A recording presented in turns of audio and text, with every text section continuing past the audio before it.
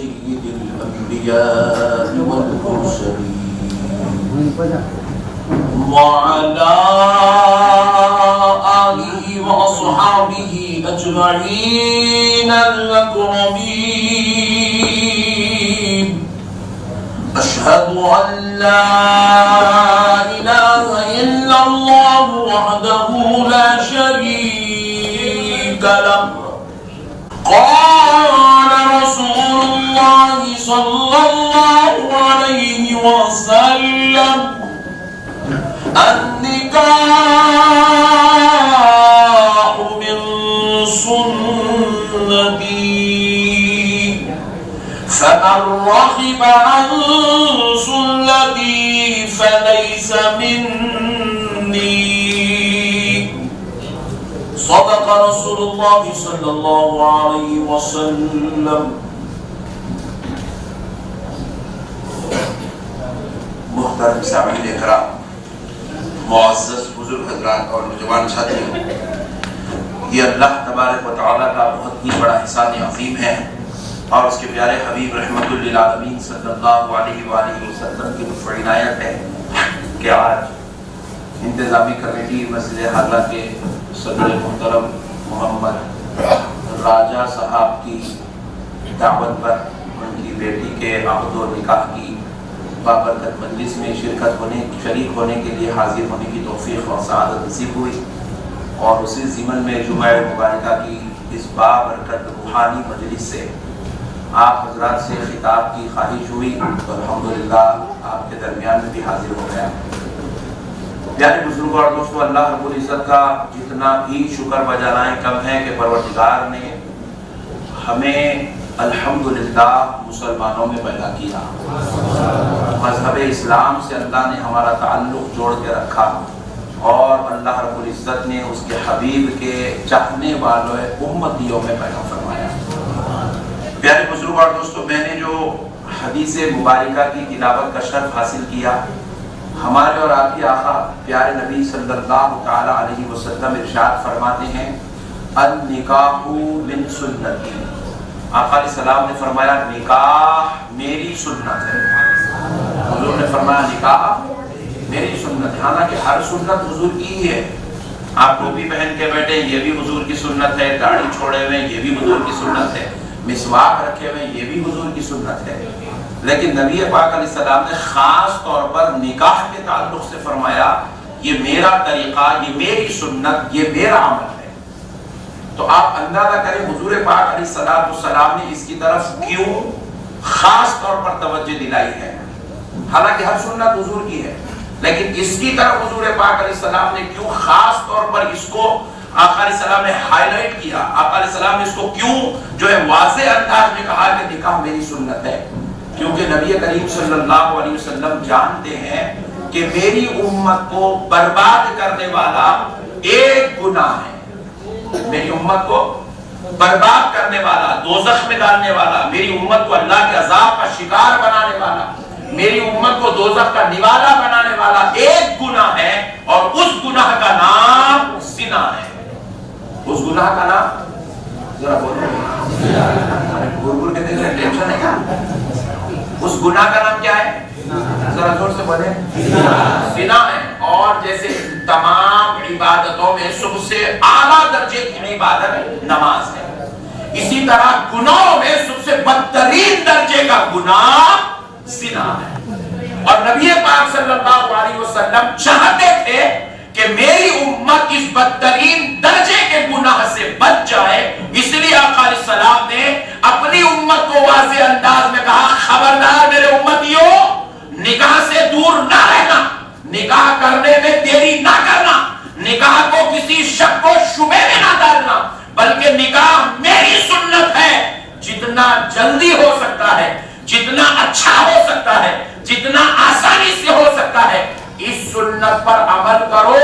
اب آگے ارشاد فرماتے ہیں فَمَن رَغِبَ عَن سُنَّتِي فَلَيْسَ مِنِّي، اور جو میری اس سنت سے رغبت نہیں کرتا، جو میری اس سنت سے تعلق نہیں جوڑتا، جو نکاح والی سنت پہ عمل نہیں کرتا، حضور نے فرمایا فَلَيْسَ مِنِّي، اس سے میرا کوئی تعلق نہیں ہے، وہ مجھ مجھ میں سے نہیں ہے، میں اس کو میں چاہنے والا، میں اس کو اپنے قرب میں اپنی شفاعت کا حق دینے والا نہیں ہوں۔ اللہ اکبر۔ حضور یہ نہیں کہہ رہے کہ مسواک چھوڑ دیا تو فلیس منی، تم مجھ میں سے نہیں ہو، نہیں کہا۔ داڑھی کاٹ دیا، حضور نہیں کہہ رہے فلیس منی، تم مجھ میں سے نہیں ہو، نہیں کہا۔ اگر نکاح نہیں کرو گے، حضور کہہ رہے فلیس منی، تم مجھ میں سے نہیں ہو، تمہیں میری شفاعت کا حق نصیب نہیں ہوگا، تمہیں میرے غلام ہونے کا صدقہ نصیب نہیں ہوگا، کیونکہ یہ نکاح اتنا بہترین عمل ہے۔ اب اس میں جو آج دنیا میں آپ دیکھ رہے ہیں، ادھر زنا ہو رہا، ادھر زنا ہو رہا، ادھر زنا ہو رہا، ادھر زنا ہو رہا، ادھر زنا، یہ سارے زنا کی وجہ کیا ہے؟ یہ ساری بدکاریوں کی وجہ کیا ہے؟ آپ اندازہ کیجئے، ساری بدکاریوں کی وجہ ہے مسلمانوں میں دیر سے نکاح کرنا۔ نکاح تو سب کرتے ہیں، 99% لوگ نکاح کر رہے ہیں، لیکن نکاح کرنے کا جو میتھڈ ہے، جو کانسیپٹ ہے، ہم نے وہ کانسیپٹ بھول گیا۔ ہمارے پاس نکاح کب ہوتا ہے؟ 30 سال کے بعد۔ بچے کی عمر 30 سال ہو جانا، بچی کی عمر 28 سال ہو جانا، اس کے بعد نکاح ہوتا ہے۔ ہمارے پاس نکاح کب ہوتا ہے؟ آدھے بوڑھے ہو جانے کے بعد، 35 سال 40 سال میں بھی بعض لوگ نکاح کر رہے ہیں۔ نکاح کرنے کا کانسیپٹ ہمارے پاس بالکل نئی کے برابر ندارت ہو چکا ہے، جبکہ ہمارے پیارے آقا صلی اللہ علیہ وسلم پر زمانے والے، بھائی چھوڑ دو، جان دو، ادھر دیکھو، ادھر دیکھو پلیز، بہت بڑی بات سمجھا رہا ہوں، یہ موضوع پہ کوئی بھی بیان نہیں سناتے آپ۔ نکاح کے اوپر کبھی زندگی میں بیان سنے؟ ہاں سن رہے تو زبردست سن رہے، لیکن جان تو تھوڑی گرمی کو برداشت کر لیں گے، نکاح کی سردی اچھی ہے۔ سنو پیارے بزرگ اور دوستو، غور کرو، غور کرنے والی بات ہے۔ دیکھو نبی کریم صلی اللہ تعالی علیہ وآلہ وسلم نے نکاح کی جو اہمیت بتائی ہے، اس کو سمجھنے کی ضرورت ہے۔ آج دنیا میں جتنے بھی بدکاریاں، گناہ، زنا عام ہو رہا ہے، اس کی سب سے بڑی وجہ یہ ہے کہ مسلمانوں کے پاس نکاح کی اہمیت ختم ہو گئی۔ نکاح کرنے میں لوگ لیٹ کرتے ہیں، بہت دیری کے بعد کرتے ہیں۔ اب آپ اندازہ کیجئے، میرے اور آپ کے آقا صلی اللہ علیہ وسلم کا ایک عمل ہے جس پر کئی لوگ اعتراض کرتے ہیں، جو اس کی اہمیت کو نہیں سمجھے وہ جاہل ہی اس پر اعتراض کرتے ہیں۔ کیا ہے؟ رسول اللہ صلی اللہ علیہ وسلم نے حضرت عائشہ سے جب نکاح کیا، اس وقت حضرت عائشہ کی عمر صرف 7 سال کی تھی۔ جب آپ نے رخصتی کی، اس وقت آپ کی عمر 11 سال کی تھی، 9 سال کی تھی۔ آپ ذرا اندازہ کیجئے، نبی کریم صلی اللہ علیہ وسلم نے اتنی چھوٹی عمر میں نکاح کر کے دنیا کو کیا کانسیپٹ دیا۔ وہ رحمت للعالمین جس کا نظر اٹھانا بغیر حکمت سے خالی نہیں، وہ رحمت للعالمین جس کا انگلی ہلانا حکمت سے خالی نہیں ہے، وہ رحمت للعالمین جس کا کلام کرنا حکمت سے خالی نہیں ہے۔ بھی حضرت عائشہ کے حضور نے نکاح کیوں کیا اتنی چھوٹی عمر میں؟ اور نکاح کرنے کے بعد 2 سال تک ان کو ان کے گھر میں رکھا، بعد میں جب وہ جو ہے قابل ہوئی تو جواب علیہ السلام نے ان سے رخصتی کا حکم کیا اور ان کو اپنے گھر لے آئے۔ بات کیا ہے؟ غور کرنے والی بات ہے، نبی کریم علیہ السلام اپنی امت کو یہ میسج دینا چاہتے ہیں کہ اگر تم لڑکیوں کو خالی ذہن رکھو گے، وہ کسی اور طرف مائل ہو جائے گی۔ ان کے ذہنوں کو شیطان کھیلے گا، کبھی ان سے عاشقی کروائے گا، کبھی ان سے پیار کروائے گا، کبھی ان سے میسیجز کروائے گا، کبھی ان سے لیٹر لکھوائے گا، کبھی ان کے پاس بھی جائے گا، کبھی یہ پارک میں بٹھائے گا، کبھی وہ پارک میں بٹھائے گا۔ یہ ساری خرافات اس لیے ہو رہی ہے کیونکہ اس کو کسی ایک شوہر کا کانسیپٹ نہیں دیا جا رہا۔